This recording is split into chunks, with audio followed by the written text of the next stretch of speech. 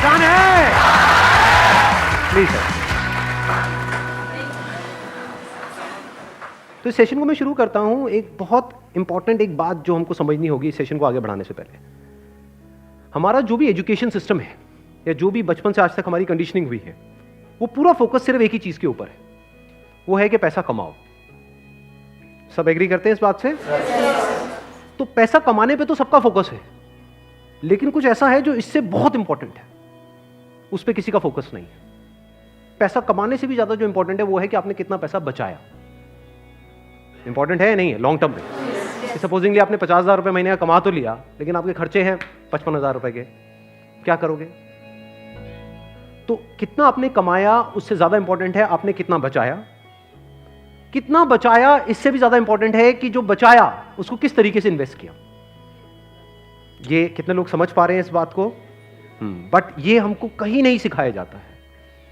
Schools में, colleges में, घर पे भी इसकी इतनी बात नहीं होती है कि पैसे को इन्वेस्ट कैसे करना है, स्मार्टली कैसे इन्वेस्ट करना है। क्योंकि अगर आपको स्मार्टली इन्वेस्ट करना आता है और आप मान लो महीने का, मैं बहुत बड़ी बात नहीं करता, 2-3 हज़ार रुपए भी इन्वेस्ट करते रहते हो अभी से, इस एज ग्रुप से, which is around 25 years 30 years, तो आने वाले 20 साल बाद, 30 साल बाद पता है आपके अकाउंट में कितना पैसा हो सकता है अगर स्मार्टली इन्वेस्ट करते हो तो? करोड़ों रुपए हो सकते हैं। तो this topic today is extremely important, चाहे आप मेल हो चाहे फीमेल हो। और जरूरी नहीं है ये उन्हीं लोगों के लिए है जिनकी एज ग्रुप 25 साल है, 30 साल है, 35 साल है, क्योंकि इन बातों को सीखना एक्चुअल में जरूरी है at as young of age as possible. यानी अगर आपकी एज 18-19 साल, 20 साल भी है, जो लोग कैमरे पे देख रहे हैं उनको मैं बोलता हूँ, जो वीडियो में देख रहे हैं, कि अगर आपकी एज 18-19 साल है, 20 साल है, तब भी आपके लिए सेशन बहुत इंपॉर्टेंट है, इनफैक्ट ज्यादा इंपॉर्टेंट है। और मेरे को आइडिया कहाँ से आया ये सेशन करने का? मेरे एक फ्रेंड है, मेरी वैसे उनसे बातचीत हो रही, उन्होंने मेरे से पूछा कि यार मेरे पास में कुछ फंड पड़ा हुआ है, मुझे क्या करना चाहिए, उसको कहाँ इन्वेस्ट करना चाहिए, कुछ आइडियाज हैं आपके पास? नहीं, उन्होंने मुझसे पूछा, आप क्यों बीच में टांग अड़ा रहे हैं? सीधा ही म्यूचुअल फंड है। तो उन्होंने मेरे से पूछा, तो मैंने ये नहीं कहा जो इन्होंने कहा, मैंने सबसे पहले उनसे ये पूछा, मैंने कहा आपने क्या किया हुआ इस पैसे का और कितना पैसा आपने जोड़ा हुआ है? तो उन्होंने बताया मेरे अकाउंट में अराउंड 4-5 लाख रुपए पड़ा हुआ है। मैंने कहा अकाउंट में मतलब? कहते सेविंग्स अकाउंट में। And it's a huge blunder. और आप में से भी बहुत सारे लोगों के अकाउंट में पैसा पड़ा हुआ, कितने ऐसे हैं यहाँ पर? सेविंग अकाउंट में इंटरेस्ट कितना है पता है? 3%, 3.5%। इन्फ्लेशन कितनी है? इन्फ्लेशन पता है ना हम सबको क्या है? मान लो आज हम पेट्रोल खरीदते हैं, कितने का है पेट्रोल? कितने रुपए लीटर है? 73। ये आज से 20 साल पहले कितने का था? 20-25 रुपए का। तो 25 रुपए से बढ़ करके आज कहां हो गया है? 73 पे पहुंच गया, तो ऑलमोस्ट 3 गुना बढ़ गया है। तो अगर वो पैसा आपके सेविंग अकाउंट में पड़ा होता तो क्या वो 3 गुना बढ़ जाता? तो आप लॉस में हो। समझ गए? इन्फ्लेशन का जो रेट है अप्रॉक्सीमेटली आप कह सकते हो 6% के आसपास मान लेते हैं, वो वेरी करता रहता है। बट अगर 6% इन्फ्लेशन है और 3% आप अर्न कर रहे हो उस पैसे पे, तो आप कमा नहीं रहे हो, आप गंवा रहे हो, क्योंकि उस पैसे की वैल्यू कम होती चली जा रही है और आप खुश हो रहे हो कि मैं पैसा जोड़ रहा हूं। आप जोड़ नहीं रहे हो, आप बेवकूफी कर रहे हो। तो इस तरह की कुछ चीजें हैं जो हमको सीखनी बहुत जरूरी है। और जैसे मैंने उनको ये बात बोली तो it was a surprise for him. मैंने कहा ये पैसा सेविंग्स में क्यों पड़ा है, इसकी एफडी क्यों नहीं कराई? क्योंकि एफडी में एटलीस्ट 7% इंटरेस्ट है। कहता मैंने कभी सोचा ही नहीं ऐसे, मेरे को किसी ने बताया ही नहीं इसके बारे में, कभी सिखाया ही नहीं। और ये कोई छोटी प्रॉब्लम नहीं, बहुत बड़ी प्रॉब्लम है। मैंने कुछ कैलकुलेशंस करी, फिर उनको मैंने बताया, मैंने कहा अगर सिर्फ इतना सा स्टेप हमने उठा लिया ना, इतना सा जो कुछ भी नहीं है, कुछ घंटे का है, कि जो सेविंग में पड़ा है उसकी एफडी करानी है। एफडी भी अलग अलग ड्यूरेशन की करा दी। कुछ जो हमको पता है कि अभी इमीडिएटली काम नहीं आना है, उसकी मान लो 3 साल की करा दी। कुछ लगता है इमीडिएटली काम आना है तो 6 महीने की एफडी करा दी। अगर इतना सा भी हमने स्टेप उठा लिया तो अगले आने वाले 20 साल बाद कितने का फर्क पड़ जाएगा? Any idea? लाखों रुपए का फर्क पड़ेगा, कम से कम 20 लाख रुपए का फर्क पड़ेगा आने वाले 20 से 25 साल में। तो मैंने कहा वो जब 20-25 लाख आएंगे, अब ये करोगे तो हो ही आप, जो मैंने बताया है, तो उसमें से कुछ थोड़ा इधर भी दे देना भाई। आपने कितना पैसा कमाया उससे इंपॉर्टेंट क्या है? कितना बचाया। अब पैसे को बचाते कैसे हैं? पैसे को बचाना मतलब हम क्या समझते हैं? खर्चे कम करो, बस ये तो हमको समझ आता है कि सब्जी वाले से लड़ते रहो, रिक्शे वाला 10 रुपए नहीं भैया 8 रुपए ही दूंगी मैं, तो बचा लो 2 रुपए। इसकी मैं बात नहीं कर रहा हूं, मैं बात कर रहा हूं थोड़ी बड़ी गेम की, जहां पे हम कुछ बेवकूफ़ों वाले स्टेप्स उठाते हैं और अपना करोड़ों का नुकसान कर बैठते हैं। मैं 2-3 रुपए की, 5 रुपए की बात नहीं कर रहा हूं। जो आज देखने में हजारों लग रहे हैं वो आने वाले टाइम के करोड़ों हैं। याद रखना मेरी इस बात को। हजारों लाखों बन जाते हैं कुछ साल बाद और लाखों करोड़ों बन जाते हैं कुछ साल बाद, अगर हमने स्मार्टली इन्वेस्ट किया तो। अब बताता हूं आपको एक बहुत बड़ी गलती जो हम सब कर रहे हैं। आप में से कितनों ने इंश्योरेंस कराई हुई है? कौन सी इंश्योरेंस कराई हुई है?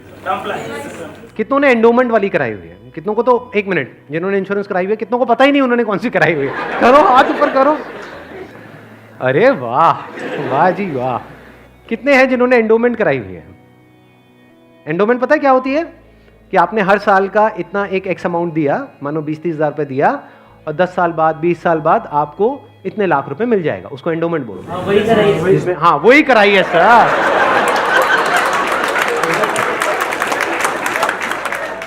क्या सर एंडोमेंट पेंडोमेंट बोलते हैं? सीधी बात करो ना।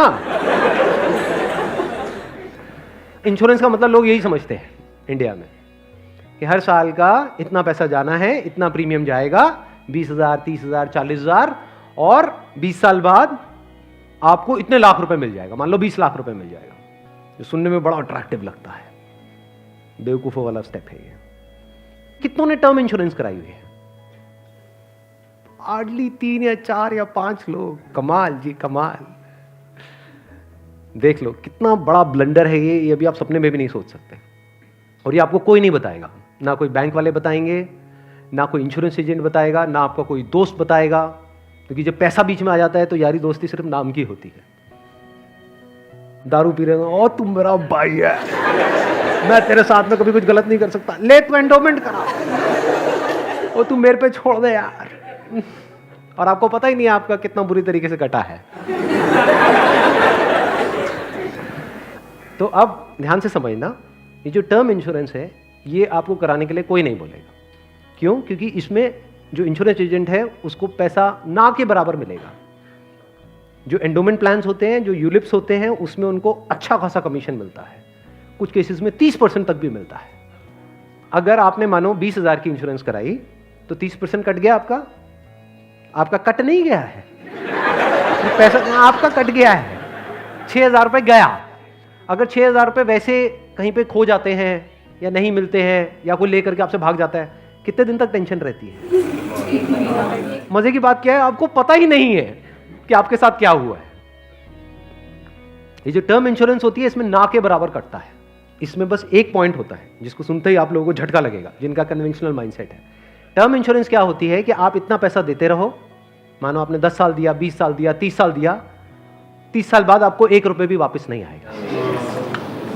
ओ सर, ये क्या सर, वापस नहीं आएगा तो फायदा क्या है? इंश्योरेंस किस लिए होती है? किस लिए होती है? कि कल को आपको कुछ हो जाए। ये बेसिक सी बातें बता रहा हूं आपको, ये नहीं पता है लोगों को। अभी देख लो कितनों ने हाथ उठाया था। बेसिक सी बात समझो, इंश्योरेंस का जो मतलब होता है वो होता है कि अगर आपको कुछ हो गया तो आपकी फैमिली को इतना पैसा मिल जाए कि उनको टेंशन ना हो। मान लो आप अर्निंग मेंबर हो फैमिली में, आप महीने का मान लो 30,000 कमा रहे हो, 40,000 कमा रहे हो, तो इंश्योरेंस का मतलब क्या है कि अगर आपको कुछ हो जाए तो आपकी फैमिली को इतना पैसा मिलना चाहिए कि उनके पास 40-50 हज़ार रुपये आता रहे। ये जो पॉलिसीज होती हैं, एंडोमेंट, यूलिप और ये सब जितनी भी होती हैं, इसमें कवर बहुत कम होता है। कवर का मतलब समझते हैं हम? कवर मतलब लाइफ कवर, जितने की कवरेज हुई है। कि अगर आप मानो 50,000 का प्रीमियम दोगे तो आपको कवरेज मिलेगी, अलग अलग प्लान में अलग अलग होती है, मान लो 10 से 20 लाख रुपए की। मान लो अगर आपको 20 लाख रुपए मिल भी गया आपकी फैमिली को आपके जाने के बाद में, अगर आप साल का 50,000 दे रहे हो तो इसका मतलब अच्छा खासा कमा रहे हो, मान लो लाख रुपए महीने का कमा रहे हो, तो क्या उस 20 लाख रुपए में आपकी सारी जो भी फैमिली की प्रॉब्लम्स है वो सारी सॉल्व हो जाएगी? तो करा क्यों रहे हो ऐसी इंश्योरेंस? बस लालच, कितने साल बाद इतना पैसा मिलेगा? 20 लाख को अगर आपकी फैमिली आपके जाने के बाद में बैंक में रखती है, वहां से कितना इंटरेस्ट आएगा? मान लो 7% भी आ जाता है। 7% कितना होता है?